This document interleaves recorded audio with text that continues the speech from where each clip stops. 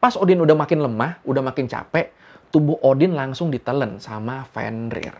Loki is the guy who goes in, starts trouble. He just kind of wants to see the world burn. Cerita inilah yang kalau menurut mitologi Nordik jadi cikal bakal adanya. Di video gue yang bahas Yggdrasil, 9 dunianya mitologi Nordik, ternyata di situ banyak banget yang komen, "Bang, sekalian bahas Ragnaroknya dong." Dan komen-komen kayak gini gue lihat juga cukup banyak di video-video setelahnya. Ini jujur aja gue cukup kaget sih. Ternyata yang senang mitologi Nordik itu banyak ya. Mantap, mantap, mantap. Oke ya udah, kalau gitu sesuai request lu, ayo langsung aja kita bahas Ragnarok, perang terakhirnya dewa Nordik. Atau bisa dibilang juga gambaran kiamatnya masyarakat Skandinavia. Di Learning by Googling. Jadi sebenarnya Ragnarok ini bukan cuma peristiwa perang besar antara dewa-dewa dan monster-monster aja. Menurut Edda, kumpulan cerita kuno masyarakat Nordik, Ragnarok adalah runtutan kejadian yang berujung pada perang besar dan kehancuran dunia. Jadi intinya nggak cuma perangnya. Kejadian-kejadian menuju perangnya juga termasuk dalam Ragnarok.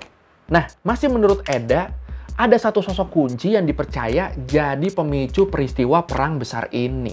Siapa tuh? Namanya Loki, God of Mischief. Loki si dewa kenakalan. Atau kalau versi Marvelnya bentuknya kayak gini. Ya lu pasti udah pada tahu lah ya yang versi ini ya. Norse mythology. The whole thing falls apart without Loki. Without Loki, you have no tension. Everybody's just kind of happy and drunk. Jadi semuanya ini dimulai dari waktu Loki jadi penyebab matinya Balder, dewa cahaya dan musim panas, yang sekaligus anak dari Odin. Yang menarik dari Balder ini adalah dia ini kebal dari semua benda yang ada di dunia. Karena ibunya, Frigg, udah nyumpahin semua benda ini biar nggak akan pernah ngelukain anaknya. Lu kebayang nggak sih nyumpahin kayak, "Hei pedang, kamu tidak akan bisa menyakiti anakku. Hei panah, kamu tidak akan bisa menyakiti anakku. Hei kotoran cicak yang suka jatuh random, kamu tidak akan bisa menyakiti anakku." Ya kira-kira kayak gitu. Pokoknya bener-bener semua benda yang ada di dunia, dari yang berbahaya sampai nggak berbahaya, semuanya dia sumpahin. Bisa gitu ya. Sampai suatu hari diadain acara uji kekebalan Balder di Asgard. Semua yang datang di situ disuruh ngantemin senjatanya ke arah Balder. Dari mulai pedang, kapak, panah, semuanya dicoba. Dan senjata-senjata ini selalu mental. Tekbal ini si Balder. Gue curiga Balder ini pernah ke Banten dulu. Ngajarin debus. Dan setelah semua senjata gagal, di saat terakhir naiklah satu dewa yang pengen nyoba juga. Namanya Hoder. Dewa buta saudaranya Balder. Mereka sama-sama anak Odin. Di situ Hoder nyoba ngehantem Balder pakai anak panah dari tanaman mistletoe.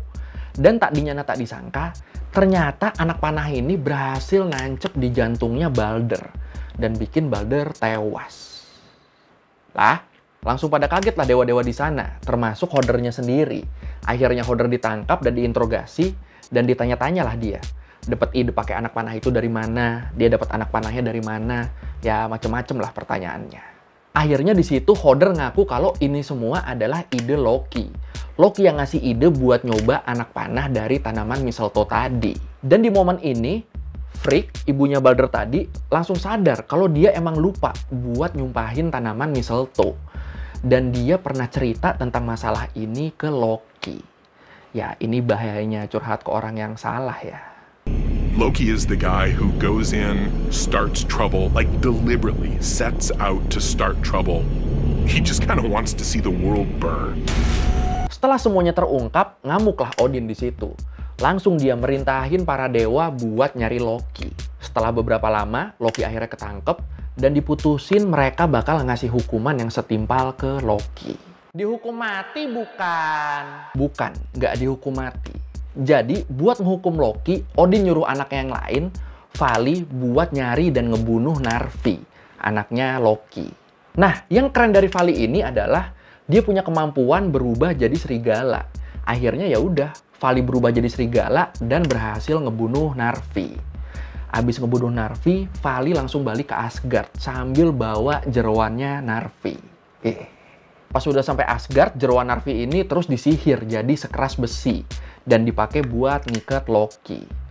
Iya, jadi itu hukumannya Loki. Diikat pakai jeroan anaknya sendiri. Gila. Kalau menurut lu mana yang lebih berat? Dihukum mati apa diikat pakai jeroan anak sendiri? Silakan komen. Ngerasa hukumannya belum cukup, abis itu Odin naruh ular berbisa di atas mukanya Loki. Biar bisa ularnya ini netes-netes terus ke mukanya Loki. Dan ini rasanya sakitnya edan-edanan banget. Dan ya udah, abis itu ditinggallah Loki buat nerima hukuman seumur hidupnya dengan kondisi kayak gitu. Diikat jeroan anak sendiri sambil mukanya ketetesan bisa ular terus. Dan disinilah ada kejadian yang menurut gua keren banget. Jadi setelah semua orang pergi tanpa ada yang tahu, ternyata Sigyn, istrinya Loki, muncul di situ.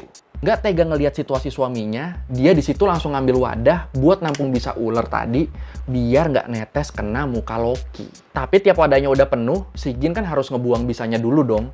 Nah, disinilah kadang bisa ularnya itu netes dan kena mukanya Loki. Tiap kena bisa, Loki pasti langsung kesakitan dan meronta-ronta. Meronta-ronta terus sampai dunia bergetar, sampai Midgard bergetar. Nah, cerita inilah yang kalau menurut mitologi Nordik jadi cikal bakal adanya gempa bumi. Wah, menarik ya. Loki has been chained to a great rock, and a great serpent has been put over Loki, and this serpent drips venom down onto Loki's face. Sekarang kita tinggalin dulu Lokinya bentar. Kita ke tempat lain dulu. Masih menurut Edda, tanda paling awal terjadinya Ragnarok itu adalah Fimbulwinter. 3 musim dingin panjang yang terjadi berturut-turut. Ini kalau lu nonton Game of Thrones, ini mirip Long Night-nya di sana ya. Dan yang namanya musim dingin panjang, udah pasti ini bakal bikin manusia kehabisan stok makanan dan mati perlahan. Dan buat yang bertahan hidup, pasti mereka bakal saling bunuh buat rebutan makanan. Nah, yang menarik nih, kalau menurut Folkestrom di bukunya yang berjudul Nordisk Hidden Dome, fase Fimbulwinter ini dipercaya berkaitan dengan peristiwa perubahan cuaca ekstrim di tahun 535 sampai 536 yang mengakibatkan penurunan suhu yang ekstrim di Eropa. Tahun 536 ini sendiri kan emang dipercaya sebagai tahun terburuk yang pernah terjadi dalam sejarah bumi. Apa perlu kita bahas juga ini tahun 536? Silakan komen. 535 AD, scientific evidence suggests that a massive volcano erupted in the tropics. It threw up so much ash that it turned summer to winter. Nah, situasi makin susah setelah musim dinginnya jadi tambah parah. Kok bisa nambah parah? Ini semua gara-gara Skoll dan Hati, 2 ekor serigala legendaris Nordik yang waktu itu ngemakan matahari sama bulan. Anjir, ini ekstrim juga makanannya ya. Gara-gara itu, dunia mulai dilanda gempa besar yang bikin peradaban yang tersisa hancur. Dan saking besarnya gempa ini sampai bikin ikatan Loki renggang dan akhirnya kelepas. Bayang gak lu gempa yang ini gedenya kayak apa? Sampai bisa ngelepasin Loki yang jadi penyebab gempa rutin. Ngerinjir. Dan ya udah, akhirnya Loki bebas di sini. Dan parahnya lagi, gak cuma Loki. Fenrir, anaknya Loki yang berbentuk serigala raksasa juga terbebas dari belenggu alam bawah. Dan dari sini, dipenuhi dengan rasa dendam, Loki bertekad buat naklukin Asgard, dibantu sama anak-anaknya, Fenrir sama Hel. Lu masih ingat kan sama Hel? Iya bener, penguasanya Helheim. Dan nggak cuma Fenrir dan Hel, aliansi Loki jadi makin besar setelah para Jotun, Frost Giant, sama Fire Giant, pimpinannya Surtur, ikut aliansi ini buat naklukin Asgard. Waduh. Ini kebayang yang ngerinya ya. Dan makin ngeri lagi setelah Hel ikutan ngerahin pasukan orang matinya buat ikut berperang di pihak mereka. Gila. Ini kalau dibikin film pasti keren banget ya. Udah ada belum sih? Kayaknya belum ya. Jangan yang Thor Ragnarok ya, yang film selain itu, yang bener-bener ke mitologi Nordiknya. Udah ada belum sih? At Ragnarok, he finally breaks free, and he joins with the fire gods, and also with the ice giants. Setelah semua ngumpul, aliansi Loki dan Surtur mulai bergerak dan sampai di Bifrost, jembatan pelangi penghubung Asgard yang dijaga sama Heimdall. Pas Heimdall ngelihat kedatangan pasukan Loki, dia langsung ngambil Gjallarhorn. Terus langsung dia tiup buat ngasih peringatan ke para dewa kalau mereka lagi dapat serangan. Abis dapat peringatan itu, Odin langsung angkat senjata. Dan para Aesir, para dewa-dewa perangnya juga udah siap sama senjatanya masing-masing. Gak cuma itu, pasukan Asgard ini juga dibantu sama 800 Einherjar, pasukan terbaiknya Valhalla. Selain itu, mereka juga dibantu sama para Vanir, dewa-dewa yang ahli sihir. Udah kumpul semua, bergeraklah mereka ke Vigridr.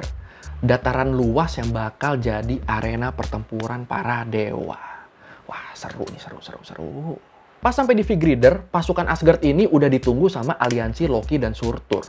Dan ngerinya lagi, gengnya Loki ini udah dapet tambahan tenaga yang kuat banget. Jormungandr, ular raksasa penghuni lautan Midgard, yang sekaligus anaknya Loki. Lo inget kan sama Doi ya?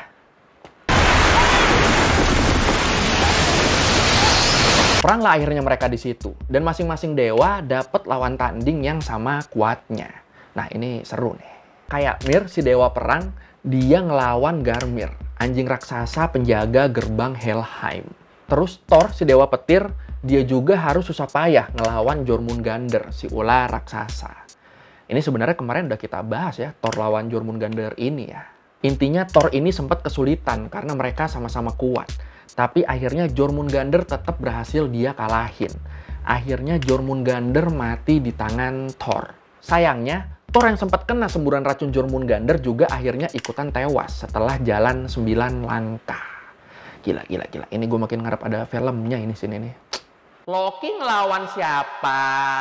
Loki berhadapan sama Heimdall, si penjaga Bifrost tadi.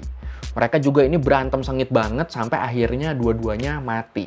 Terus Fenrir, serigala raksasa anaknya Loki, dia dilawan langsung sama Allfather, Odin. Dan sayangnya di sini Odin yang kalah. Gimana kalahnya? Jadi sebenarnya Odin itu udah berhasil nusuk Fenrir pakai Gungnir. Ingat kan lu Gungnir, tombaknya Odin? Nah, ketika udah ditusuk gitu, ternyata Fenrir ini masih cukup kuat buat bertahan hidup. Akhirnya, pas Odin udah makin lemah, udah makin capek, tubuh Odin langsung ditelen sama Fenrir. Anjir. Seru banget ya. Gila. Allfather Odin goes to battle, and the great wolf finally devours the Allfather, and he dies.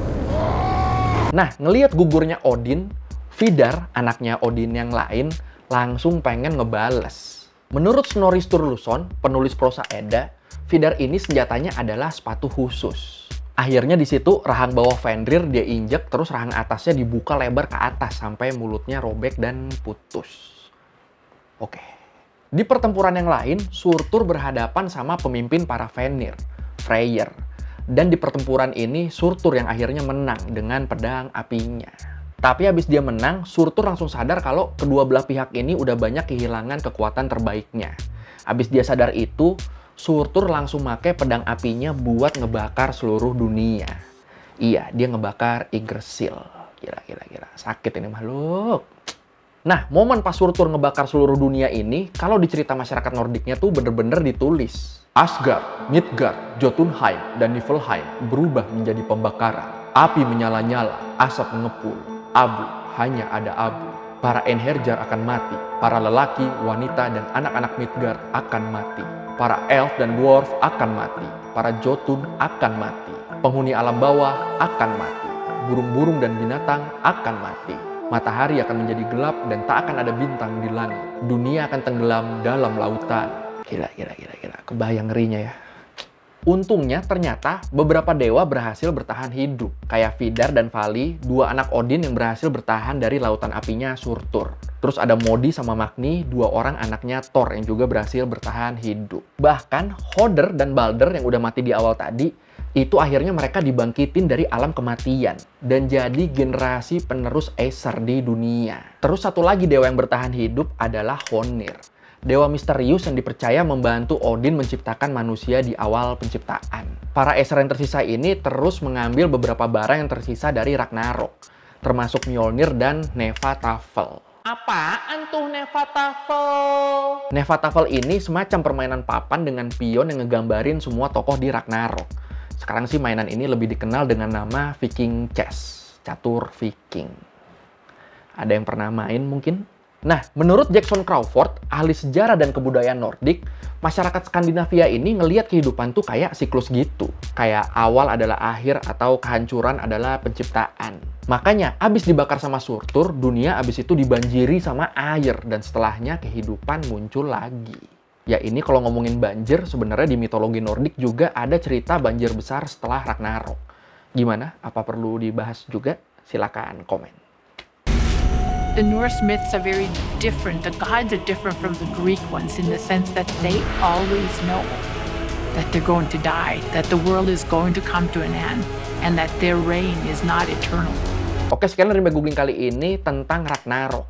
Perang besarnya para dewa di mitologi Nordik. Sumpah ini seru banget sih ya. Gue ngarep ada filmnya sih ini. Kalau mau revisi, kalau gue udah salah, atau lo mau nanya, atau lo mau nambahin yang ada di video, bisa tulis di komen. Kita diskusi di situ kayak biasa. Sekali lagi, thank you udah nonton. Jangan lupa like, comment, subscribe. Bye!